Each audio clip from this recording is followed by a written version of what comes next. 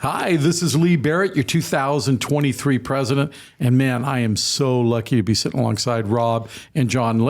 Before we get into this, is a video about some of the changes to our forms, but I want you to understand a little bit about how lucky we are as an association to have these two gentlemen give of their time. Number one, they're both successful business people.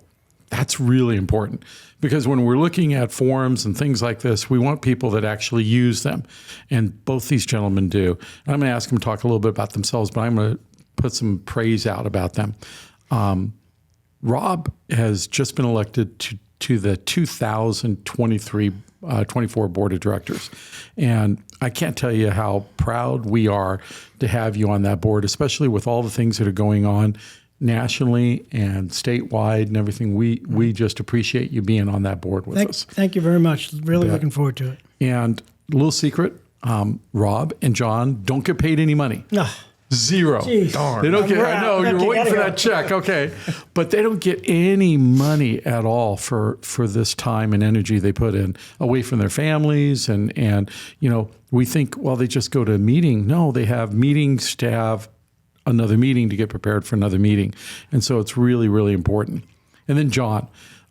John has just moved into the position of chair of MLS, and probably the most important time in my 45 years of practicing real estate to have John in that position. Number one, he's very knowledgeable about MLS, but he gets his knowledge from being in quality control for years. And you may have got notices from quality control, but garbage in is garbage out. And we want to make sure that the information is accurate. And MLS is so important to the practice of real estate. And so for both Rob and John, I personally want to thank you guys for all the hard work you do. And I don't know if we as members and as leaders say that to you that much, and we need to do that. So on behalf of myself and the board of directors, I want you to know we appreciate you very much. Thank you very much. Thank you bet. So I'll turn the time over to Rob. He's got some things about some new forms. Yeah. So Lee, thank you very much for the kind words. We appreciate it. We also want to thank the entire committee of forms that dedicate their time. And the great thing about forms, and just do kind of an overview, and a lot of the members don't know what happens, how these forms just pop up on transaction desk is, there are a lot of meetings. There are a lot of legal issues that we discuss with you and legislation, things like that. We get together, John and I, a few times a month and talk about what we're going to get together. But the great thing about forms is that you actually have practicing members that, from a property manager perspective, from probate, they understand the rules and regulations of septic. We have an attorney in the meetings with us to kind of go over some legislative issues. We have a title representative kind of telling us trends on what's going on with title. We have a mortgage person that kind of tells us from a mortgage aspect. And it was great that we put together this collection of minds and kind of figure out, we're real practicing members. This form would benefit us how, and then the board of directors ultimately decides on moving the motion forward or not. And, it's great. It's a great start. But to kind of kick it off for the October forms release, a little bit on the lighter side this time. Usually the April release is a little bit more aggressive. This one's more of a year-long maintenance of cleaning up some forms, but we had a subcommittee put together on a residential purchase timeline and checklist, which it helps newer agents and experienced agents at the same time of following those contingency dates. Those dates are really super important. They're just not put in there in the purchase agreement of just, okay, let's keep our fingers crossed and see what happens. When you have the residential purchase timeline and checklist, it kind of triggers the day after, right? So we know the contingency date is 18 days, and we have on the checklist now that's there, letting you know when the due date is. Right. Also a form to fill out on the completion date, which helps you a lot on compliance issues. If there's an issue of representation and a lot of those things come across where you never looked out for my contingencies, these checklists and timelines are really, really super important, whether you follow them as an individual agent, whether your broker follows them as part of their compliance checklist. I do as a broker, which is really great. And, the subcommittee that did this, I want to personally thank them, and I'll do that in November when I see them, did an amazing job with the checklists themselves. They really did. And I think we had a lot of input. It took a little while. It was tabled a lot. because we wanted to really clean it up and make sure it looked really good. Well, Rob is a perfect example, and they're going to see this when they see it. But, our contract has both business and calendar days. Sure. And some people get mixed up with those. Absolutely. Yep. Absolutely. Yep. So one of the other things that we worked on, and this came from members. So there was a need out there for some cleanup to the request for repairs paperwork. So one of the things that's kind of cool that we did was include some additional terminology in here for the buyer's acceptance of a home inspection and removing the inspection contingency. So that has now been built into the request for repairs.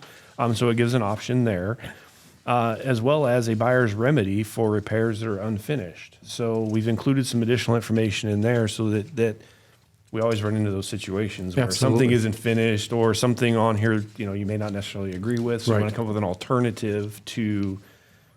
Because we had a rather large form before. We did. And it was like 3 or 4 pages, wasn't it? Originally it was. Yeah. And we've condensed it down. But I think it was condensed, some of the nuances were left lost out. So, and this was member driven. So this was something that a lot of members were looking at having, was having some of this buyer input back into this document to avoid other documents. I think if we can cleaning this up and having one form is a huge thing. So, and like Rob said, it's we've been just trying to clean up some stuff. Right. This isn't a. It's not mind blowing. This is not mind blowing. Yeah, this isn't, hey guys, let's have a meeting to do something. That's all we need is one more form, right? We're slowly morphing into, 50-page contracts. Right. And I think, we're overcomplicating certain issues. Yeah. But we do need to provide clarity not only to our members, but clarity to the general public as well as part of our duties. And I think I was one of the people fighting, what's this new request for repairs? Why do we have to counter? But from a practicing standpoint and doing it on a daily basis, it really makes sense to counter the original RPA with a RPA 2, accept or reject, and go 2 or 3 of these guys to follow that chain, allowing sellers to explain, buyers to accept, and vice versa. It was really important that this form kind of morphed into what it is.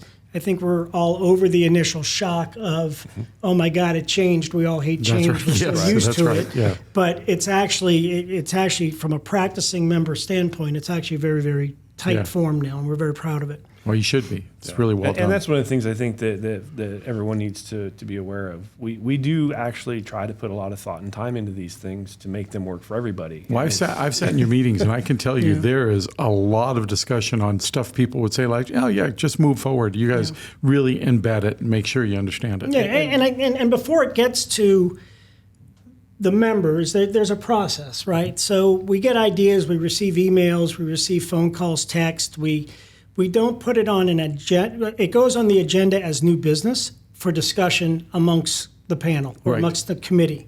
If it warrants a motion or a change or a form to be created, a lot of it's business practices or broker practices. Right. That's a broker issue, not necessarily a forms issue that everybody has to follow that. You don't want to create forms to lowest common denominators. You want them to be presented across the the membership. Yeah. So a lot of the emails we get will be responded with an email. Thank you very much for the email. And it may not make it to committee. Right. And some of it does, and some of it goes to motion. And then it goes to the board of directors. But everything's considered. And everything is considered. There's nothing that's what if. Right. And usually, believe it or not, some emails come across, and there's already forms created for the emails. Right. They haven't had a chance to it may be buried under a different name. Right. So if you're putting in a search bar for X and it's not coming up, and you need to create a form, it may be under a different title. See, I think that's an important clarification because a lot of times, as practitioners, we have in our mind a name for what a form should be, and we just have to keep reading through the forms to see where it reacts to that. Right. And I can speak with actually having been on forms now. When that happens, you're not alone because even those of us that are dealing with this, it's like we have a form for that? Form? There's an app for that. There's a form for that. Yeah. Exactly. So moving on past that, the residential purchase agreement didn't make a lot of changes to this because it's a constant. Sure.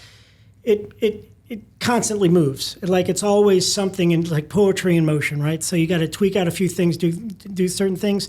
We've actually added some verbiage for Nevada revised statutes to kind of clean things up, recommend that the buyers or the sellers look at what that NRS is to kind of refer back to if they have any question. This one we added was the NRS, 645A 1175, kind of boring if you say it like that, but when you read about it, it kind of gives you what the earnest money description is. Yes. Really breaks it down. So it breaks it down per the NRS code. Just from a protection standpoint, I think for our members. It's funny you bring that up, Rob, because I was going to ask you, so many times the state sends us something. So we just got notification 3 weeks ago, and people talked to me and said, well, why did the board change the duties owed? Mm-hmm. And a lot of people don't realize there's some forms that come directly from the state. Yeah, correct. And that's one of them. Yeah, we don't have anything to do with that. We get, why don't you put this in the SRPD? property disclosure? Yeah. And you need to add that, like the duties owed and the SRPD are the two forms that just like show up. Yep. Like, okay, here's the memo, here's the email. We made changes at Congratulations, start using it. Figure out how to push through. And all the brokers out there that have to change their forms or change how they do to pay that fee to get it put into their certain systems. Absolutely. We apologize about that. That's why we do releases twice a year to kind of make it a little bit user-friendly on the broker side. Because if it was, every month you'd be changing a form. And every month you'd be paying X amount of dollars to get that form added to your specific transaction. And that's why I think the SRPD and all those forms, people have to understand that's not our situation. Yeah. That's the state doing that. Yeah, and that's a state form. That's something we'll talk about at a later date. Yeah. That it's not just here. It's synonymous with the entire Absolutely. state. So. Yeah. The other form that we did a change to is the BBA, the Buyer's Brokerage Agreement. And hold on to it because we did a whole lot to this one. We added some more signature lines. Good. Yeah. So one of the things we've been trying to be conscious of with forms is, as we've adapted some of the forms, we've included more signature lines for buyers and sellers from 2 to 4 because it's becoming a necessity with having those additional lines. So what we're trying to do is go through some of the other forms and clean up to be consistent across the board with having the correct number of signatures, so that everything sort of matches. And the other thing we added in here, we were missing broker's information on the BBA, so we did include a space now for the broker's name and license number and all that stuff, so that the BBA will be in compliance, better compliance with other forms and with the state. So, the buyer's brokerage agreement is going to be the form of the future. It is. And I think we're going to see changes on it. But it is one of those. It is one of the best forms for protection of both the agent and the broker, and it starts on page 2. And there's 2 places on page 2 that you guys did an amazing job. On page 2, it talks about that no purchase agreement is confidential, and I have taught that for years. That when it leaves the buyer's agent's hand, it can be used by the listing agent in any format appraiser, they want to. Appraiser, anything for everything. Absolutely. And then the one towards the bottom of the page is the indemnification of litigation. I think that is a powerful section there. So for any of you that are looking and saying, man, should I use a buyer's agency agreement? I can almost assure you in the next year or two, it's going to become how you do business. And our guys have done an amazing job on this form. And it's just, it's a really good form.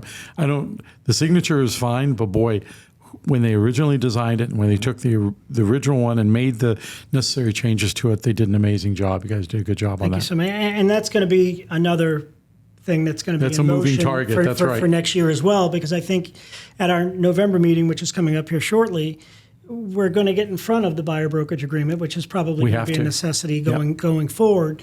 And for all of you guys out there that are watching the videos, I would start doing a little homework on role playing, practicing the BBA, getting over objections of BBA. Absolutely. Talk with your brokers, which are super, super important to know what's compliant and how to present a BBA. Absolutely. And we should do a video or a class or something on presentation of a BBA. Everyone does them differently. I personally haven't used them. I've used it a couple of times, but I'm going to have to start learning how to do it. Yeah.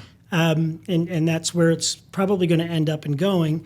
But it's important that you get comfortable with it, just like when you're a new agent, and when we talk to new agents, we always role play the RPA and role play the Same listing thing. agreements and get these guys comfortable in the verbiage and kind of give broad strokes and what it means and what, the BBA is going to, for once, we're going to have to create our value. Absolutely. And Value proposition. I think that's where it's going to come into play, and that's going to separate. Yeah, one of my students just did 130 things a buyer's agent does, and I'm going to be sharing that. We're going to do a brokers event. The president-elect, the incoming president, on great. November 4th, Oh, good. Has invited me to do her last presentation, and so I'm going to be talking to brokers about how they can use a buyer's brokerage agreement, train their agents great. on how to do it. So we're That's real fantastic. excited about that. And the buyer's brokerage agreement, again, is a no-brainer. Yeah. And you guys have done a great job on it. Thank you so much. And it's coming. I'm a firm believer. It's coming. It's in the breach. Yeah. It's gonna happen. Other than that, you guys, I praised you. I think that you guys are just doing a great job. And before we leave, what's one thing that you would like to share with people about your time on forums? I'll go first, John, if you don't mind. Like, I've been on forums for a long time, and it's super exciting to see the forums being utilized. As a listing agent and seeing the forums that are beneficial for the members coming across or answering the questions, but I think it's really important that, and not only for our members, it's for the public as well. Right. When you're breaking down descriptions and the contracts are getting more pages or the disclosures or addendums are getting a little bit more, it's not because we just want to kill trees and create these things. They're there for a reason. You may not need them 99.9% of the time, but God forbid if you do get called out on any kind of lawsuit or any kind of litigation or any kind of ethics complaint or anything else, chances are pretty good the form was there, Right. just wasn't utilized, or it's been utilized and signed and agreed to, and then it's a moot point on the litigation side. So that's probably the greatest thing that I get is I don't mind dedicating the time and energy to forms. Being a director next year is super exciting for me because it will consume a lot more time. I will miss forms. It's one of the first ones I really got involved. I was always fighting getting involved in GLVAR at the time in Sahara. Let's talk about that for just a second. Let's hold off for just a second before I go to getting involved. Sure, absolutely. So you've gone through all these different steps with the goal someday of being on the board of directors and running for the board of directors. That's cool. But not only that, but just being, this is not a job. No. This is a career. Yeah. And we're not in a market change right now. We're in an industry change. And that's the big difference that I'm feeling right now. What's going on with, it's a market change, it's a market shift. Agree with you. It is not. No. Okay? Like, get it over. Get it out of your head. This is what's happening right now and what's going to be happening in the future. Industry change. It's going to be an industry. Can I use that? Absolutely. Okay. It's not. You don't have any creative rights on that? It's pending. Okay. It's pending. So hurry up and use it before I stick you. But no. But it is an industry change that's going on right now, and it's going to separate. And it's we've been through in the business long enough, and most people that have been in the business over 10 years, we've seen the cyclical market changes. Mm-hmm. This one feels different, and everyone I speak to. It Amen. feels different. Yep. And so when I say industry change, the newbies that are getting in, they're getting in at the right time because they're not going to, they have nothing to compare it to. Right. Yeah, they don't have that for old timers like ourselves that have been over 20 years, Right. it's kind of okay. We've seen this before, but it's not. No. So you got to make sure that you understand and getting involved with LVR, showing up and going to Being a servant leader. like if you go to Steve's Trends meetings or you go to certain, you get involved into these open meetings and open discussions, and you are dedicating your time. It does not go unnoticed, but you're not doing it to be noticed. No. Right? You know what I mean? So that's You're doing it to give back. Well, to give back, and there's some selfish reasons to it as well, because you want to be in front of it and you want to know what's going on with legislation, and that's the way to get into it as well. Go ahead. And for me, with forms and a lot of the committees, to be quite honest. MLS, too. MLS side, QC. Yeah. For me, the thing is, it's very easy. I'm just as guilty. Why don't they do this to this form? why don't you do this? Or why don't you This is dumb. take this track? Yeah. And the interesting thing is you walk into a room with 12 people around a table, and there's 12 different opinions. Yes. And the beauty part with particularly with forums is you may come in with, this is the way it should be. Right. But you listen to everyone else and it's like, whoa, another way to skin a cat. Or I never thought about that. Or so one of the interesting things with these committees, it's also a learning experience for us because we get a chance to collaborate a little bit with Other thoughts. and just seeing, I didn't think of it from that angle. And then the other thing to keep in mind too is, we have 16,000 and change members, and you've got to be cognizant of that. You're not going to get a one size fits all the time type of form. So, Absolutely. it's just been for me, it's been very interesting from the learning side, just in the collaboration. And I think it's made me a better agent. Well, I believe it. I agree with you wholeheartedly. You get out of that box. You get out of that. Because it's so easy to stay in your box. And it's my way, it's my way, it's Right. my way. And so hearing some other folks and being able to discuss, it just opens up things. And one of the nice things I'd like to compliment you and the board for this year from Forms, which has been, I think, great. I think Rob would agree, is having some of those other voices on our committee, the attorney, the title company. And that was something you guys had put together because you wanted those voices on our board or on our committee. Yep. And that's been very helpful, I think, with being able to bounce some of these ideas off of other folks in the industry, and we can get some other perspectives. So that's been great too. And I hope that continues going forward as well. Yeah. And I think the great thing, with forms is that it affects a lot of different industries, right? So you create absolutely. a form, it affects title, affects lenders, it affects, home inspectors. More than people, more than you originally thought. And we've had some very interesting conversations around that boardroom table when it comes to forms. Yeah. And we have former commissioners on our committee that know NRS and legislation inside and out. Right. And that only helps us because I can go in with piss and vinegar saying, we're doing it right, and everybody kind of brings it back down. And you as a president and our incoming president is, successful people, I firmly believe, surround themselves with successful people. Absolutely. And not only surround themselves, but are open to the ideas learning. of those successful people to make everyone better. Yep. And that's kind of what I'm getting out of forms. It's not a die on the hill.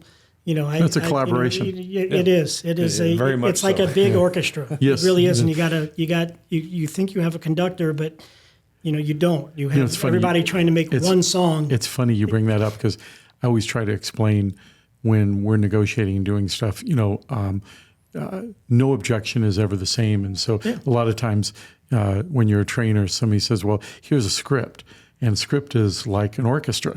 Everybody has their place. But if somebody goes off script, so to me, what you guys do is like jazz music. Yeah. Because you interplay and it works out and then it turns out to be a beautiful scenario. So thank you guys very much, so much for all the work you've done and we appreciate you very much. Thank you. And I'd just remind all members, keep those emails coming, Yep. both to us and Absolutely. the Forms Committee coming in 24. Yep. That's why we're here. So please Lexi just and remember everybody to else send ought that to be stuff ready in. for us. Absolutely. Yeah. Fantastic. Thanks, guys. Thank you.